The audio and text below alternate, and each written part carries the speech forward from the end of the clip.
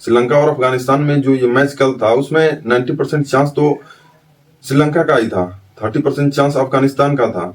हालांकि श्रीलंका ने 19 ओवर तक एकदम शानदार गेंदबाजी की। एक ओवर में मोहम्मद नबी ने 5 छक्के लगा के वहां से मैच को 50-50 कर दिया था।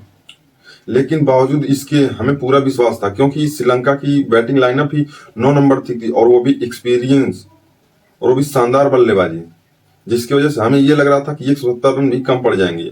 हमारा मानना यह था कि अफगानिस्तान को मैच जीतने के लिए कम से कम 190 रन का टारगेट देना चाहिए था। और मेरे हिसाब से अफगानिस्तान ने तो चूक वहीं कर दी जब वो बांग्लादेश के खिलाफ चेस कर रहे थे और 154 रन या 55 रन के स्कोर को चेस नहीं कर पाए। उनके बल्लेबाज पूरी तरह से नाकाम रहे। तो हमें वही लग गया था कि अफगानिस्तान के लिए एशिया कप के दरवाजे अब बंद होने वाले हैं और इसकी संभावना बहुत ज्यादा बढ़ गई है। और वही हाल हुआ कल के मैच में। मोहम्मद नबी ने 5 सिक्सेज लगा दिए लास्ट ओवर में, लेकिन वो भी काम नहीं आया, क्योंकि अफगानिस्तान गेंदबाजों ने बहुत ही खराब गेंदबाजी की। वो लेग साइड को प्रेफर कर रहे थे, पैड पे ही गेंद कर रहे थे। और कुशल मेंडिस जो ओपनर बैट्समैन है वो इसके लिए पूरी तरह से तैयार थे। और जैसे ही लेग साइड में वो गेंद पाते थे उस पर बाउंड्री लगा देते थे, तो जैसे ही कुछ प्रेशर बनता था वो रिलीज हो जाता था।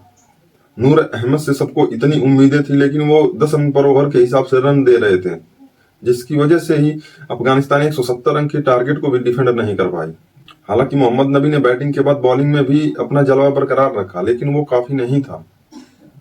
उमर जाई ने भी अच्छी गेंदबाजी की। रशीद खान को हालांकि विकेट नहीं मिला, लेकिन उन्होंने भी अच्छी गेंदबाजी की। लेकिन फिर भी 2-3 गेंदबाजों को उन्होंने टारगेट किया और इस चेस को बहुत ही आसान तरीके से बना दिया, क्योंकि ओपनर बैट्समैन किसी भी टीम का अगर बना रहेगा लास्ट तक तो मैच जीत पाना बड़ा ही मुश्किल होता है।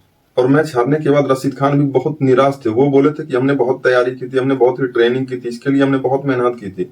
ये मेहनत आपको वर्ल्ड कप में दिखी थी, लेकिन हमने ये उम्मीद नहीं की थी। हमने कम से कम ये उम्मीद की थी कि हम अगले दौर में जाएंगे, यानी कि सुपर 4 में तो वो जाएंगे।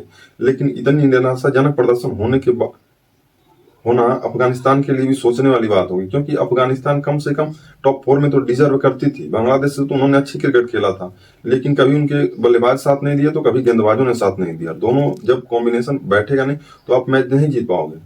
तो इस प्रकार सुपर 4 की टीमें सामने आ गई हैं, जिसमें इंडिया और पाकिस्तान बी ग्रुप से हैं और ए ग्रुप से श्रीलंका और बांग्लादेश।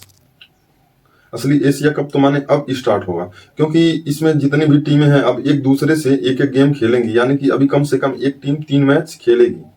तो फिर उसमें जो सबसे ऊपर 2 टीमें रहेंगी वो सीधे फाइनल के लिए क्वालिफाई कर जाएंगी। और मेरा मानना है कि इंडिया तो क्वालिफाई करेगी। अब दूसरी टीम देख लो, दूसरी टीम लगभग भी तय है, श्रीलंका जाएगी। बाकी अब आगे एशिया कप में देखते हैं क्या होता है।